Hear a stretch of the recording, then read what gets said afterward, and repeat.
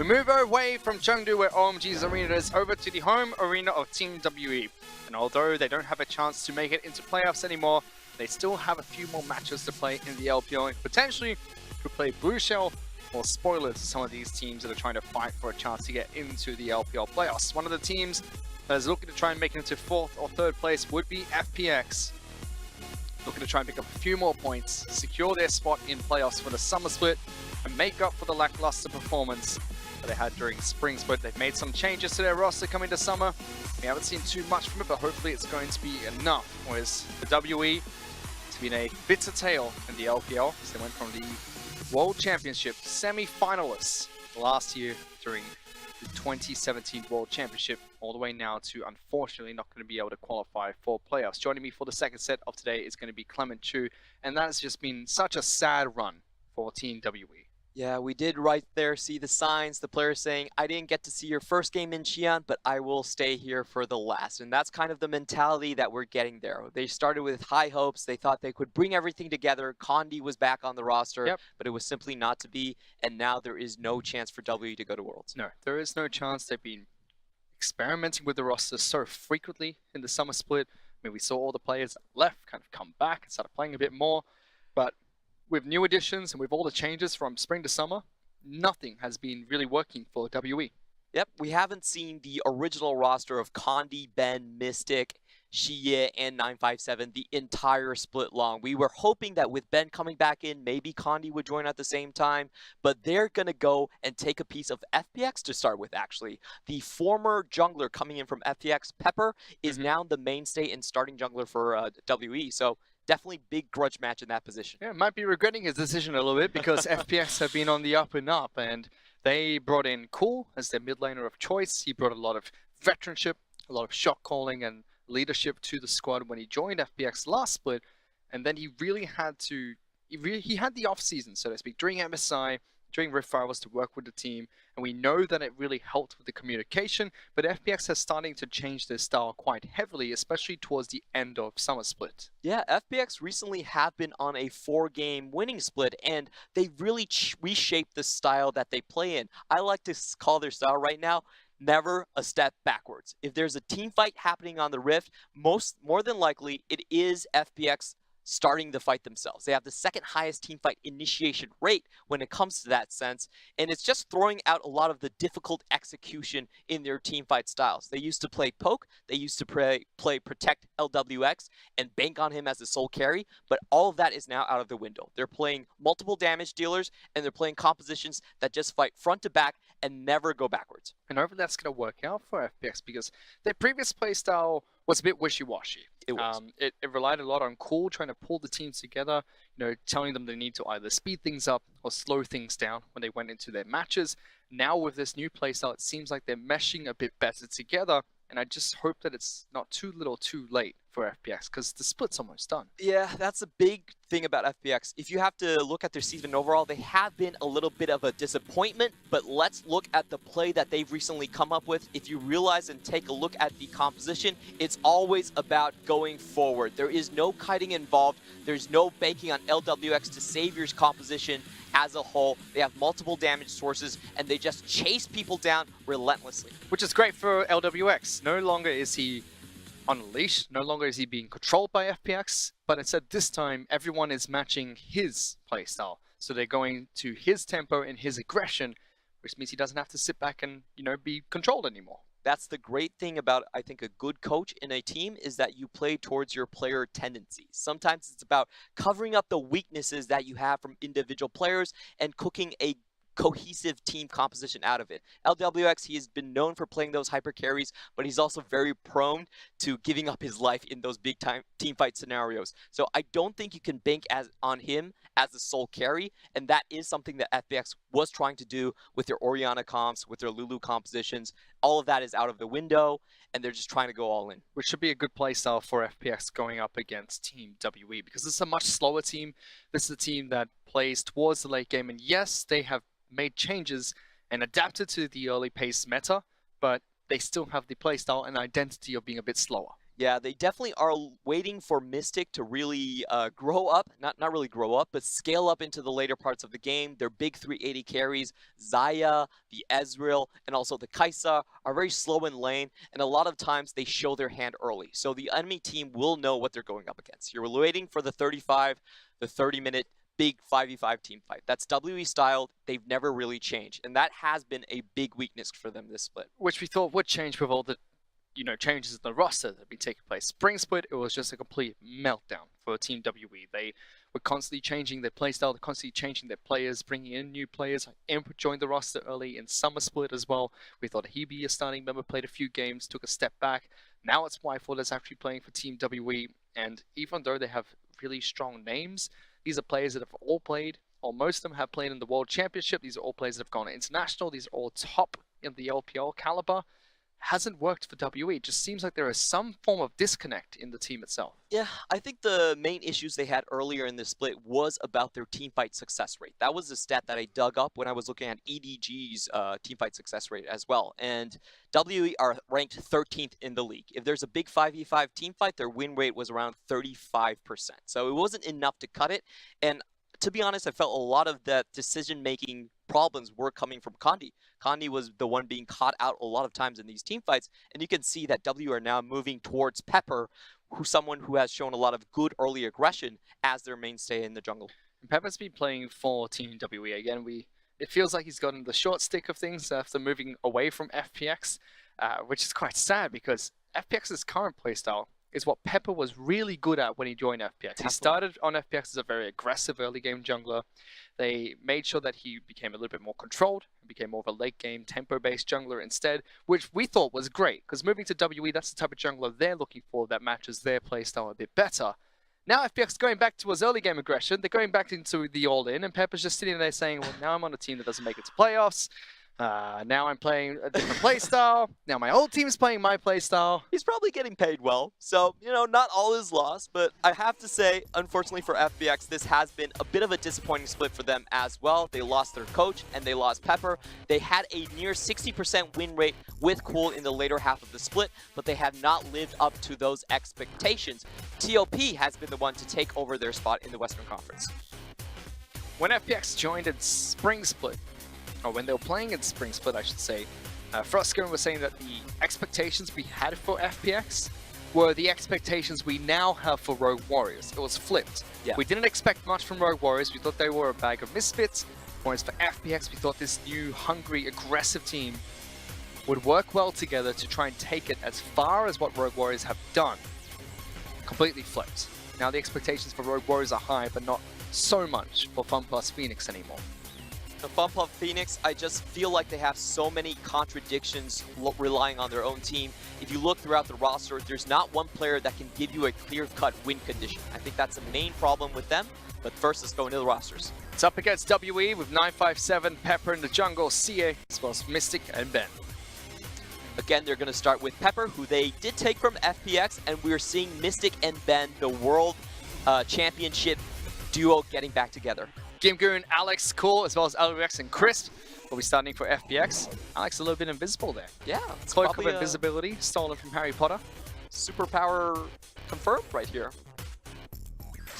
Maybe he's going to play Evelyn today. Potentially. But as I was talking about... There he is, we found him! Hello! There he is indeed. Alex? Moving over from the LMS, Alex was a strong jungler there. Now trying to work with FPX. I'm super surprised that Alex managed to fit so well. He wasn't a starting jungler in the LMS, but in the later half of the split, FPX have been going to solely Alex. They did start with another jungler, Xingyi, but in the past 23 games, it has only been Alex. And I really feel that his synergy, his early game aggression with Cool was the deciding factor in that decision. It's also someone's 18th birthday, apparently. Couldn't see who it was. I saw the words Cool, but I don't think it's Cool's 18th birthday by any chance. I doubt it. He's been playing for a long time. It's interesting to talk about Cool's history. He was actually known as an Ahri player all the way back. Still his third most played champion Ahri's in his career. career. You can Fortunately, play in the bot lane, though. yeah, that's what they say about Orianna and Swain. They still play mid lane. That is true. That is true. Talking about cool, you never really know what he's going to pull out. He's played 18 champions so far, if you also put into his bot lane appearances. Actually, the highest amount of champions played along with... Plenty.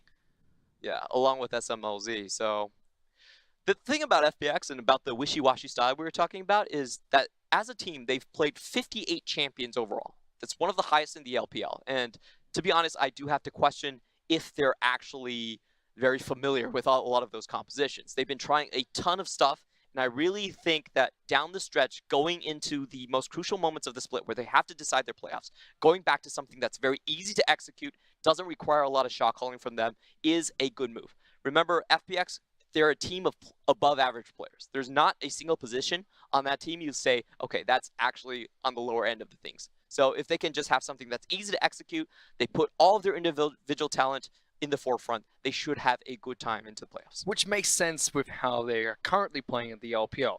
They are making it so that they're very aggressive, playing towards their strengths and not tapering their gameplay or changing things up as to what the meta decides it is or what they're playing against decides it is, just playing what they're good at, which is being aggressive and having these early game champions just going in one direction, which is forward. So if FPX can keep this up, not only are their chances for going into playoffs quite high, their chances in playoffs get a lot better as well. Definitely. It's a tough playoff landscape. If they do make it in 4th place, they will be looking to potentially RNG or JD Gaming. Neither of those are going to be easy opponents, and to be honest, they don't have the best of chances. Sure. But it would still be quite refreshing to see this team actually take the next step and fulfill their expectations coming into this split. But especially with RNG's current form, if you find aggression against them that early into the match, and if FPX play their playstyle against RNG, that could cause an upset. The MSI champions could be eliminated as early as the first round of playoffs.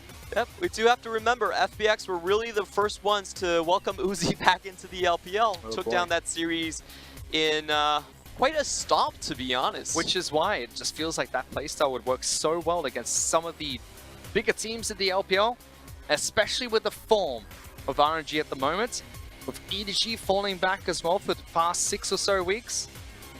And even the likes of JD, who looked very strong, but now are starting to drop games again. FPX could be on the up and up. They've had an up and down year so far. Again, we had high expectations for them. We tapered the expectations during Spring Split. Cool joined the roster. We thought that was going to be a big upgrade. He's had an entire MSI to work with them. Moving into Summer Split, he's worked with the team as well. Does provide the leadership and the voice for the squad. Now just the bits and pieces of the puzzle need to come together for FPX to make the late playoff run. For WE, fortunately not the case anymore. They can't make it for that late run. Yep. So FPX, unfortunately, they took an entire split, but really haven't solidified a win condition for themselves. In terms of late game team fights, they're not exactly dominant in that situation either. And in terms of the split push with Gimgoon, it hasn't really worked out. So this late into the split, they finally lash onto an identity. I want to see how far they can actually take this all-in type of style. We've seen what WE do though with their style. Late game hasn't been working out. This entire split has been all about the early game. It's all been about the fights that take place as soon as possible on the map. Let's see if they have some changes going into their match against FPX. They're out of the competition. They're still going to try and give it their all, and look at this. Oh. Aatrox left open during the first draft phase. So Camille, Kaiser, Tomcatch banned up by WE, FPX, Rakan, LeBlanc, and Ezreal. And Aatrox left up, FPX give it away. Yeah, this is very interesting, and we have to remember that this Aatrox could still be a flex pick as well. Xie, I would not rule it out for him to take a stab at this champion. On the other hand, for 957, he's actually been playing mostly tanks. It's going to be the Shen, Gnar, and Cho'Gath blind pick for him. So WE, they're taking this opportunity. It's very rare that we see the Aatrox being let out, even after the nerfs. FPX decided they're going to go with Talia, as well as Alistar, as their 2 first picks of choice.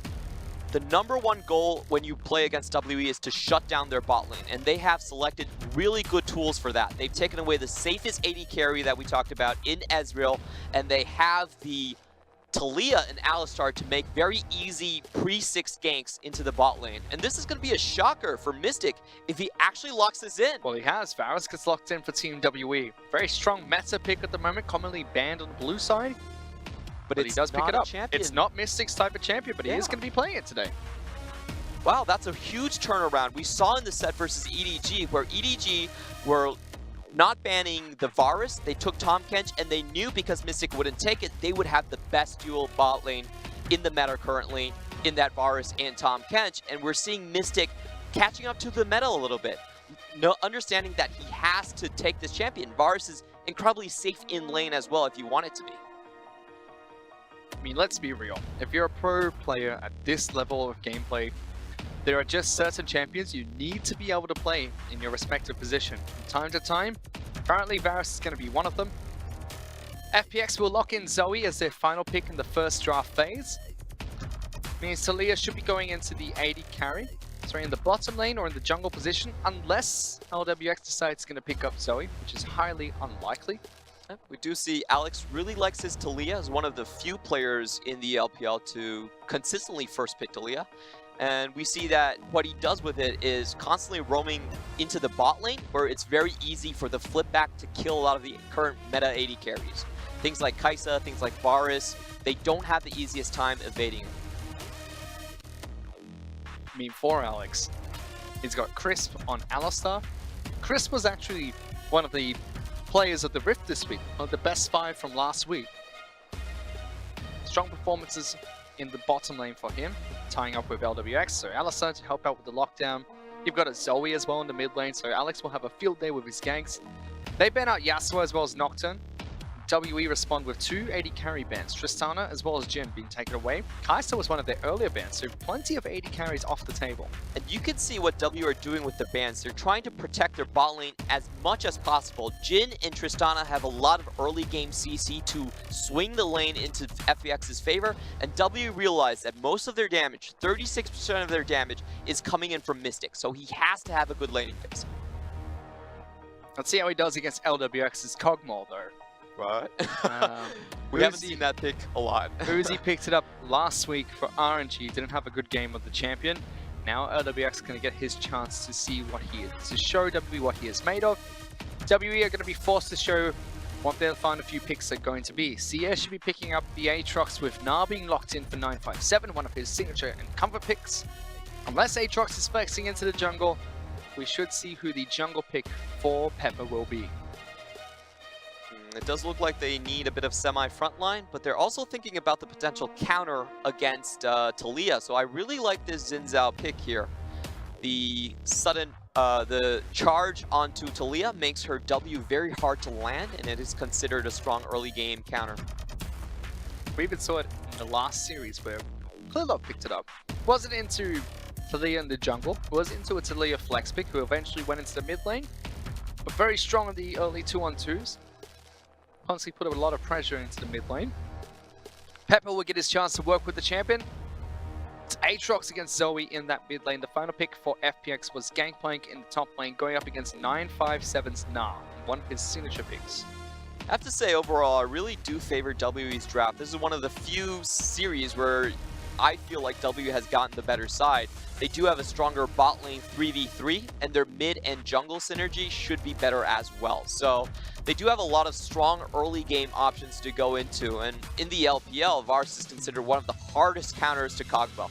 An absolutely horrible win rate for Kog'Maw, because at level 6, Varus has a very easy time shutting you down, and he can harass you throughout the entirety of laning phase as well. What gives him the ability to do that?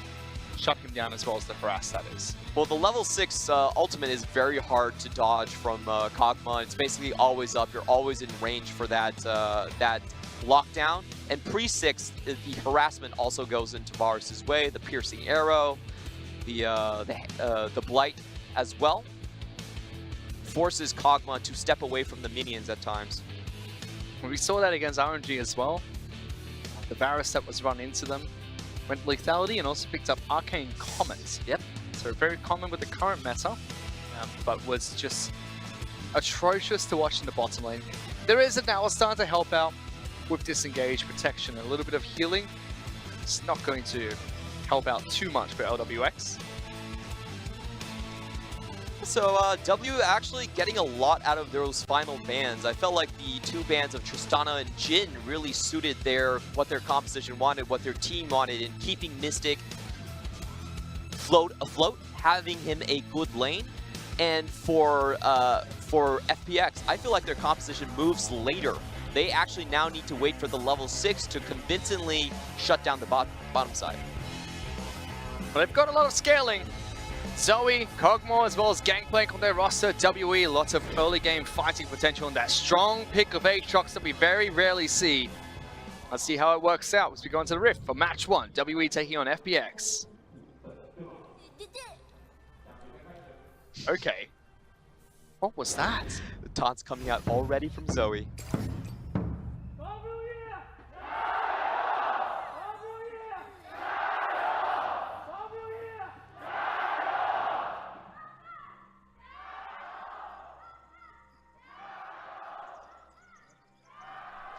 You can see even with WE being knocked out of playoff contention, even with FPX traveling all the way, still got lots of chance to try and make it into playoffs themselves.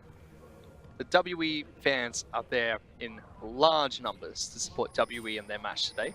They do have one of the largest arenas. Yes, they do. Is it the largest arena? I believe so. You can fit 1,000 people in it. It is a national theater.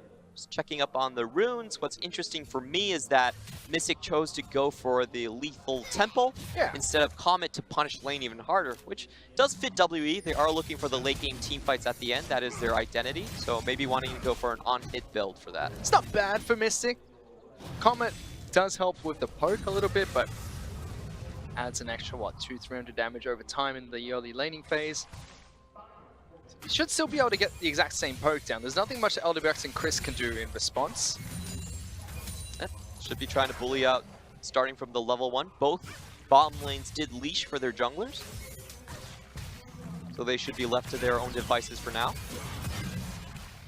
Early fight though, Chris. Ooh, Mystic decides not to lock him down with the stun from Brom's passive. That's pretty rare to see the Alistar actually walk up and go into that trade level 1. Typically not the best trade window for the Alistar. Still decided to, just to try and knock back Mystic.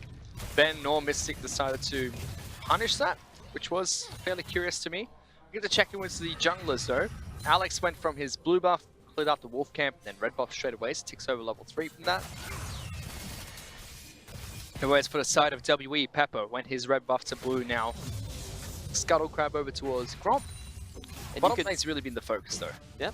You can really see the priority between the jungle matchups. Talia is not venturing into River whatsoever. This is a matchup if the Xin Zhao catches you and is able to dodge your W, you're actually just dead. So playing very, very passive in terms of the top side, and that does give this window. There's Xin Zhao. Tags Core, forces Core to flash very early into that engage. That's what we expect from Xin Zhao. You're going to see the early aggression coming out from the jungle. A lot of it focused around the mid lane, and Cool's already a summoner spell down against Aatrox of all champions. Good wave control from Shiye. Aatrox actually has a very easy time of pushing the wave out, but decided to have it come in and take that summoner advantage over Cool. And this is what we were talking about for W. W usually fall behind in the early game, but with this bot lane, with this jungle mid duo, it's not really going to happen. No. Even right there, Chris jumps in for a combo. Ben steps in front to protect all the damage that would come back out. Mystic turns around with the trade, and it's easily pushed in for this bottom lane. So WE's bottom lane going to be fairly strong to start this match. So good signs for them going into game 1.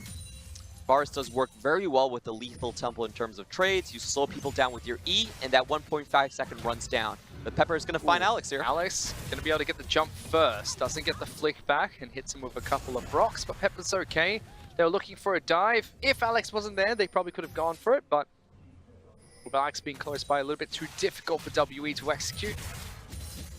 Now that was actually a very risky scenario right there, because if Alex actually just walked out a second earlier, he would have ran face first into a level 4 Xin Zhao, and that would have most likely forced the flash. I mean, you could see Chris as well as LPX try to collapse there, but Xin Zhao just very strong in the early game. We're still seeing these trades come out from LPX as well as Chris, but Mystic knows he can be this aggressive because of all the utility and support Ben provides.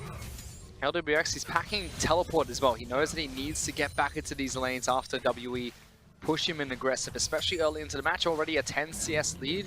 Picked up 4 Mystic. Cool, making his way towards top side of the map. He's on Zoe, has Proto Belt for himself.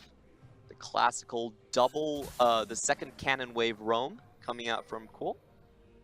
Doesn't get anything out of it, just putting down some vision. 957 is very safe in this scenario. Has a minion wave to leap away as well.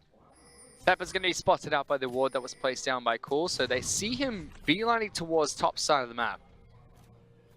Although we don't get anything from Cool's roam, that will give them the information they need to play out the early stages of this game. There he goes. He is spotted on 2 wards simultaneously, so Pepper does back off, realizing that just judging from Gimgoon's play, he should have been spotted. You can see the CS lead for 957 is actually quite massive just because of Pepper's early game counter with the Xin Zhao versus the Taliyah. Alex forfeited the entire topside river, and that gave 957 a very easy lane to play with. Very quiet match to start this one between WE as well as FunPlus Phoenix. Pepper's going to use this time, pick up Raptor Camp, try and take that away from Alex. He is a level behind, but not by much. This camp should be able to give him level 5. Yeah, we have seen this scenario pop up now and then. Taliyah is actually pretty low win rate in terms of LPL junglers. And the route that we see most junglers then go towards is trying to farm it up. You do a lot of damage in the late game, and this is a perfect setup. Oh, good dodge coming out from Pepper, from Fog of War. He tries to turn back around, but doesn't realize Chris is here as well. Teleport's coming through. Sia gets the jump on towards Alex, taking a lot of damage. Ben tries to jump forward, doesn't get the Winter's Bite, but it's still going through. Now on top of Cool, taking a lot of damage, forced to try and pick up a flash and go away. Few more attacks would have been enough. He gets back to safety in the trade 1-for-1. Early Aatrox skirmishes are absolutely terrifying. I actually feel like Cool is very lucky to get away. He was not sitting on a flash, but was able to pick up a few things, I believe, in the skirmish and get himself out unscathed. If you look at the teleport situation, however, you do have to kind of give it to FPX. They did have to teleport their top laner into this fight as well. Here's the fight here. Pepper jumping in a little bit too early means FPX can start the fight well. Giving over the flash to Cool to pick up a little bit of a mistake there. But still 1-for-1. WE will be very happy with the trade. Their bottom lane is still going in their favor. Top lane is still in their favor as well, as 957 got a kill for himself. And you have to remember that FPX selected this lane for themselves. They opted into this scenario, and those bans from W really hurting them. No Ezreal for LWX either, banned by his own team. Plenty could have gone towards. Ashe was still up. Yeah. Decided to go for the Kog'Maw. Only 1 game played in the LPL so far, and that was Uzi on a loss. Oh, now they're going to try and see if they can go for a dive. LWX and Chris taking a lot of damage here. LWX manages to get out. Chris jumps back in with the stopwatch. FPX trying to fight through this one. Just too many bodies from the side of WE. LWX forced to flash away as the empowered Q comes out from Mystic. Taking way too many turret shots here. He needs to be careful. Ooh, oh, he might die to minions. Very close. Minions are smacking him, but Ben will be able to give him the heal from Targons. We do see the teleport in as well. Quite ballsy, but his teammates are on the way. Cool. Looking for some damage here against Pepper. Trouble Bubble going to be thrown out, but doesn't connect. Good side set coming out from Pepper. Flick back gets it though. He jumps straight back on towards Taliyah. But WE going to pay with their jungle. Looking to get the trade back. Gets dead set. 1-on-2. Pepper's able to take down Alex. That was such good footwork coming out from Pepper right there. The former jungler of FPX showing it up. The reaction times were absolutely on point. Dodged the paddle star as soon as it came out of the brush. He did not have vision of Cool's position. Was still able to react to it. Flanking out the Sleepy Trouble Bubble as well, and then getting back the kill onto Alex. That was really good to watch, but unfortunately it was still a win for FPX. They do get the extra assist gold. Yeah, really well played. They jump out towards Pepper here. Pure reaction speed. No vision in the brush whatsoever. Pops the Crescent Guard to get more damage in. But the successful flip from Alex does finish him. A little bit greedy coming out from Alex as well. Should have just disengaged and allowed Cool to make the final few plays. Definitely agree with that. Has given WE a nice 1,000 gold lead 10 minutes into the match. still a big pick to look out for is going to be this Aatrox by Sia. It's one we can't count out yet. Yep, we've seen Aatrox be one of those top picks in terms of the skirmishes, very strong in the early level 1. And a lot of players, I believe it was the Shy that said during Rift Rivals that, you know, some players complained that Aatrox was quite weak later into the game. He said that doesn't really matter because you have a free Guardian's Angel and you can build one on top of yourselves. You're essentially tanking with those stasis effects. How often do you even get to super late in the match anyway with the current meta? Very rarely happens. It has. We saw RNG do it against Vici, of all teams. Oh boy. Best team in the world against the worst team in the LPL. 2 back-to-back 60-minute matches. They did play very well that series, I have to say, for Vici. And I know Frost had a probably rough day. Probably wasn't expecting to go home close to 12. Don't think anyone was. Nope. Coming back into this game, though, bottom lane is still heavily in favor of WE, 20 CS up. Mid lane Cool has a 2-kill lead over CA's Aatrox. They do have some windows of opportunities for FPX. They do have the Talia wall, also the Cannon Barrage coming in from the top side. But they're fallen so far behind, and the vision is so far in W's court that FPX has never been able to really pull the trigger. We talked about it in the Champion Select that they still do want to focus on the bot lane. That's why they got the Alistar out, that's why they got the Talia. But unfortunately, as the draft evolved, their windows surely shrunk to only the post 6. They're effectively losing most of their lanes right now across the board from FPX. The only shining spot is Cool with the 2 early kills. It's not costing them much though. 1,000 gold is the difference between the two teams. Alex is not having a good game on this Talia though. Really not much you can do against the Xin Zhao. Especially when his lanes are ahead as well. You can't really go into River at that point. He's just going to have to farm it up, which is, luckily for him, something that Talia does incredibly well. I'm also very curious to see how FPX navigate around this Aatrox, because it's just a pick you don't give over at the moment. So Blade of the Ruin King Rush is the first item that LWX will pick up. Varus already completed his, not going towards the lethality, going towards the attack hits instead. Like we said, WE's late game teamfight style, what they're still banking on. Pepper was spotted here. Chris gonna try and knock Mystic back to deny this dive a little bit longer, gives LWX some time to clear out these waves. Ultimate being thrown out by Alex, trying to separate Pepper. That's actually great for WE. Good night. Does have the World's Ender to keep alive, and they're going to take the kill. Pepper jumping back into the mid lane. Very nicely done by Cool, but you're right, CS survives through it thanks to the revive that Aatrox gets. Yep. It's a very long cooldown in this current patch, but no, it comes in very handy. Do keep yourself alive for a very long time. Yep, but with Pepper close by means Cool is going to fall in the mid lane.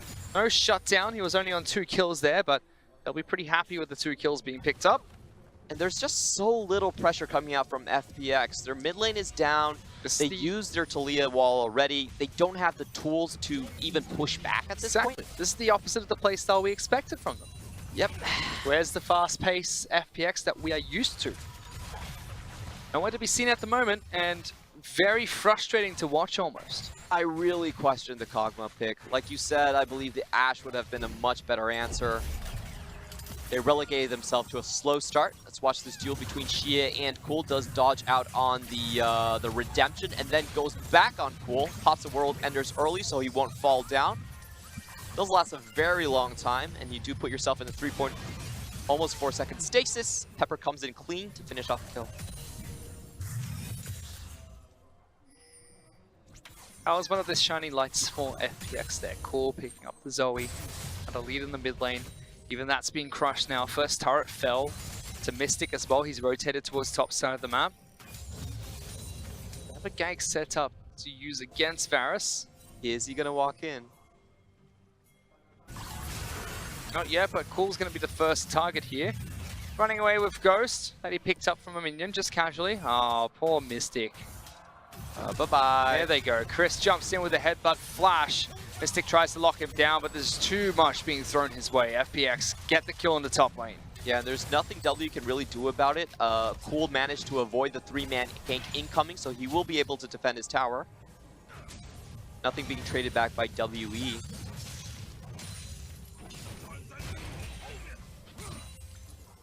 But just a kill. That's all FPX are able to get from that. Cool's able to escape through the mid lane as well.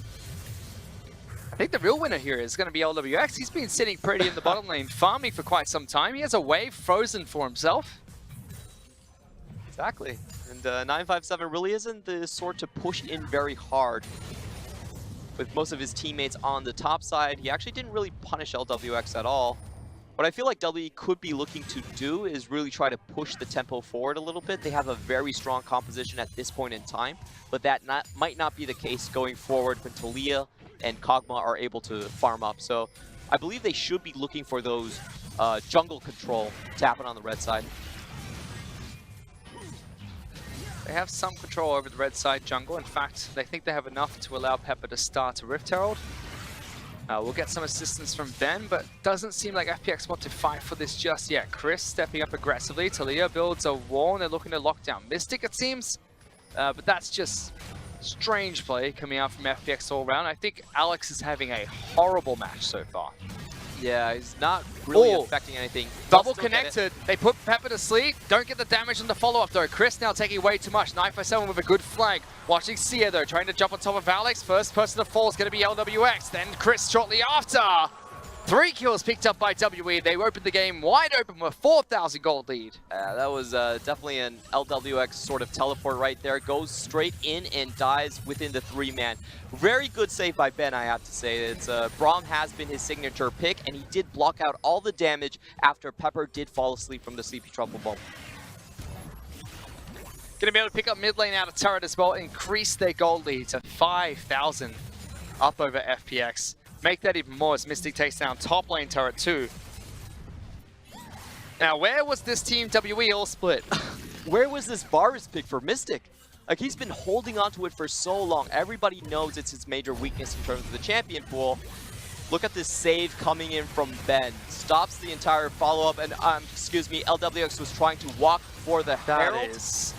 It looked a lot like a teleport because of the glowing purple light, but that was very ambitious, and you can't pick that up.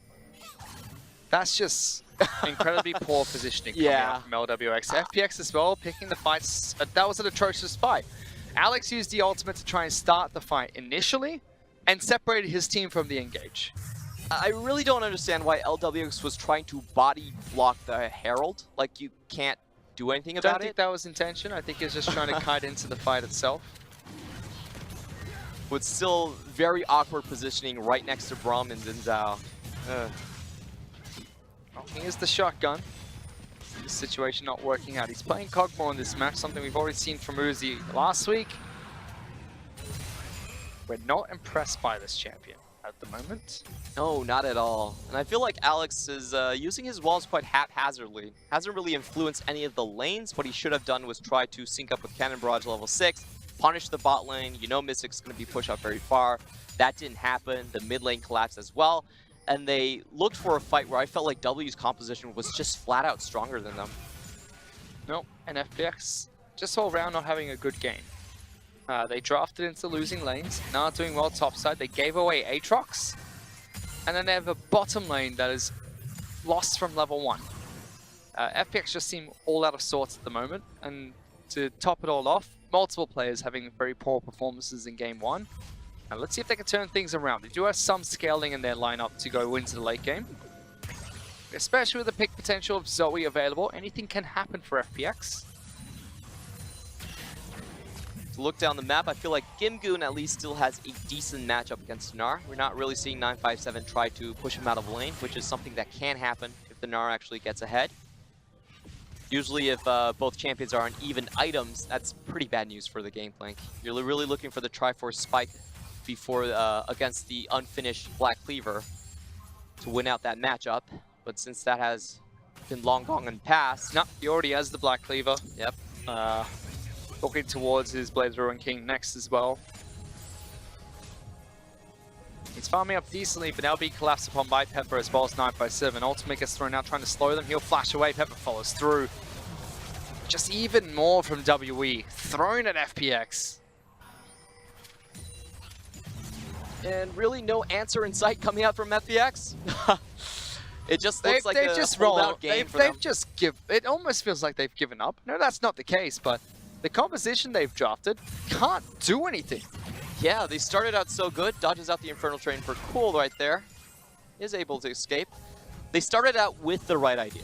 It was a really good start. I felt like the Alistar Talia, very strong into lane, but I believe FPX was shocked to see the Varus coming out from Mystic.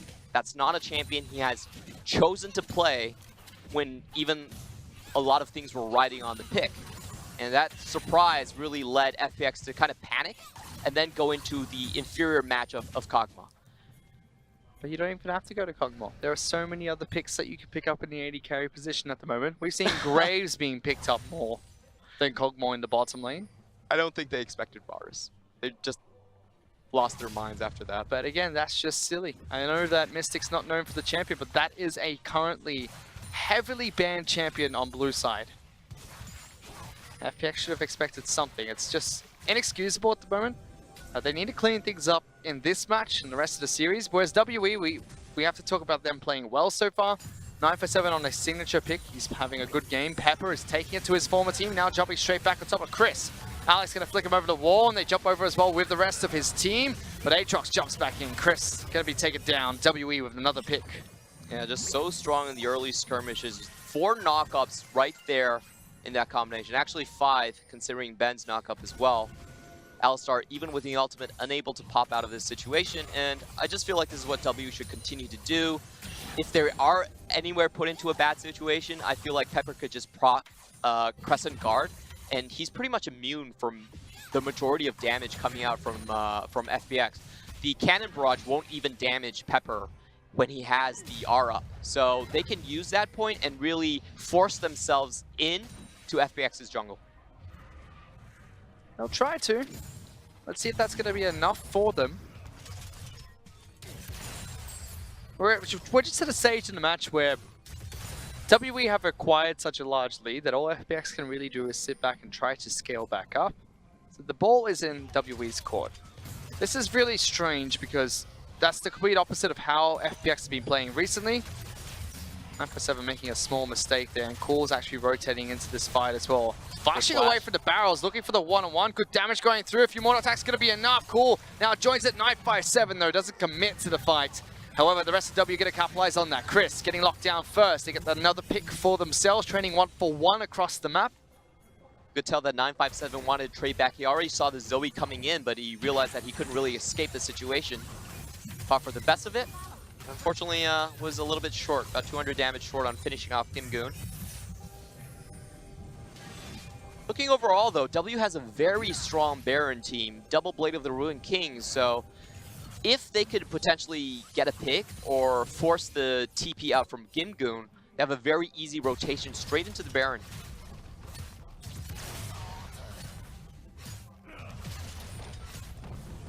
They actually have to try and find a way to do just that, and they have to start worrying about Gimgoon a little bit.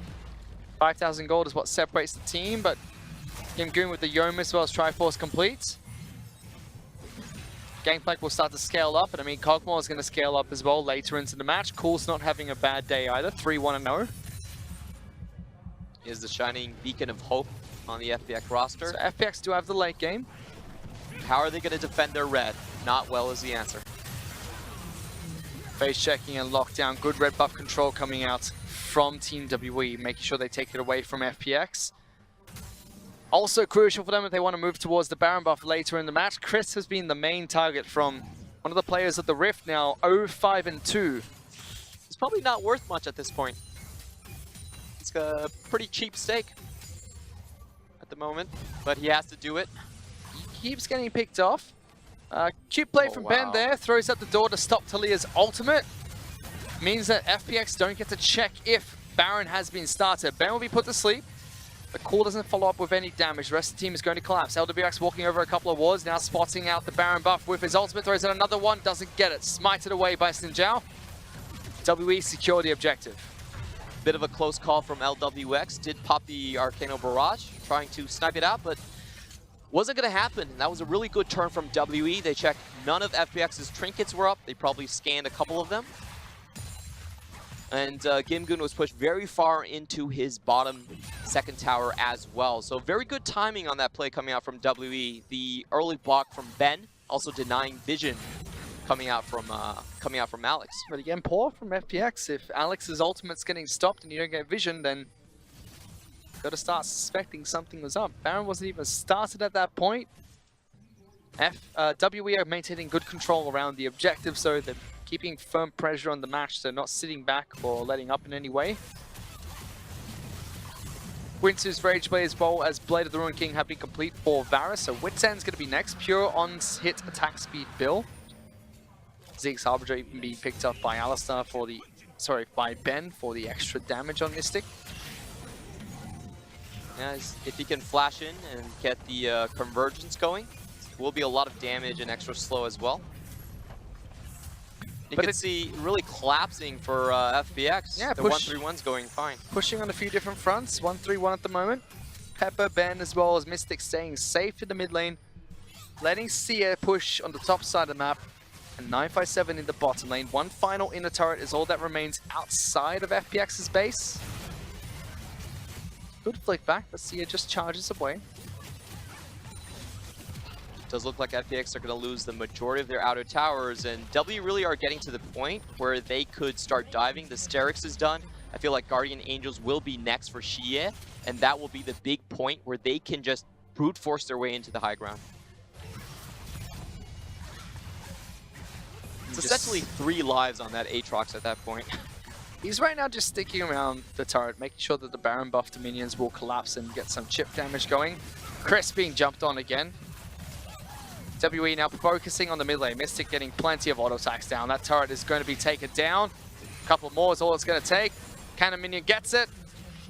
First base turret can be broken against FPX. WE with a very strong start to the first match of this best 3, making all the right moves and all the right plays. Pepper, a little bit of a sticky situation, forced to flash over the wall. Second inhibitor turret is going to fall, this time in the bottom lane. It looks like W are aiming for all 3 at the same time. FPX have to start a fight. Jumping in though, Pepper gonna jump in for the fight. Chris gonna be taken down next spell. Ben and 957 dealing the back lines, and it's just fights split up across the map, which WE win no matter where they go. Taking down the next 2 inhibitors, moving towards the Nexus turret.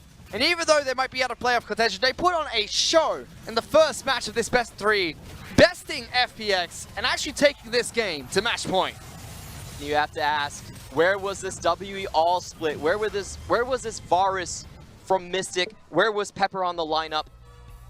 WE not looking like a team that has already been eliminated from playoffs. In fact, they only have 3 series win this split so far. It's just the first match, but it was a very strong start for Team WE. They played it well. And we also have to address FPX dropping the ball in so many different ways.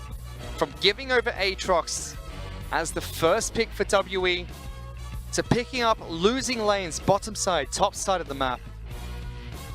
I think clearly that we see Alex needs a winning matchup to assert his influence on the map. I felt like Alex really stayed on his own side of the map, didn't really influence any of the lanes. They didn't get their big level 6 window in, and the game just felt like there was no resistance coming out from FPX. The final push from WE was especially disappointing because FPX at that point, they had to go in on one side. They had to all in on the 3-man, but they just never had the cohesion to do it. At the end of the day, it was a 15,000 gold lead for Team WE. Said that they're a team that likes to take it to the late game. They didn't even have to in this match against FPX because the early game was where it was decided. We'll start with the draft here, because we saw plenty of 80 carry bans coming out from Team WE. That by no means meant that there were no 80 carries to pick from. The likes of Ashe were still available, which are very popular in the bottom lane as a pick of choice, but they went towards Kog'Maw. And even on top of that, they gave over Aatrox as one of the most contested picks on the current patch. Straight away, just give it over to WE. They And the were thinking response about is Alistar and 957. Talia.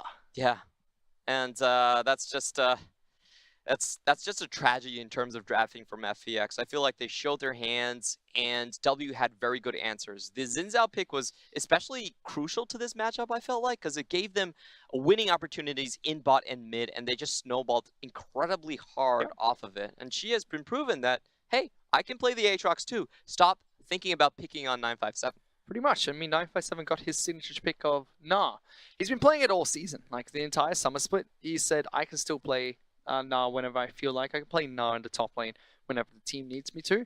And recently is becoming a very strong meta pick, especially going towards the more damage-focused routes as of late, and took it to them in the top lane. And we thought that FPX could continue their aggressive playstyle. I mean, the picks aside, which kind of don't allow them to play the aggressive playstyle, because you've got a scaling gameplay, you've got a scaling Kog'Maw, and then you're up against a Xin Zhao who's going to control that mid lane and jungle. They weren't aggressive. FPX went completely away from the playstyle that's been working for them for the past few weeks. Yeah, and the bottom line is I don't think FPX is good enough of a team where they can come back from large early game deficits and bank on their AD carry to carry them through the late game. That has not been a successful strategy for them at all. And if you look at Cool's champion pool throughout this split, he has been mainly focusing on early tempo, getting the Zoe, getting the Talon down. And if that doesn't exist for him, you can see FPX just kind of falls apart. And Cool still played okay. He was playing Zoe in the mid lane, he was doing his job, but everything else was just falling apart around him, and WE were punishing FPX for all of that. So it didn't look too good for him, but still, moving away from that aggression, that's just really weird. It is super weird, but at the same time, I want to say congratulations to WE because it's a very rare scenario where we can ubiquitously say that they definitely won the draft. Yes, I mean, mean, the draft looked so good on their side, and it doesn't usually happen for them. The biggest criticism Froskerin and I have for WE is their drafting phase, the tendency to put themselves on the back foot and wait for that super late game as they're only out. But they've really changed. Yeah. Yeah, this time WE, they not only draft well, but they execute on their draft fantastically as well. There was no early game coming out from FPX, and Team WE took it to them. With that, WE, they're now going to be at match point against FPX. We're going to go into a quick break. Back with Game 2 in just a bit. 凤凰的精神就是不畏挑战，燃烧青春。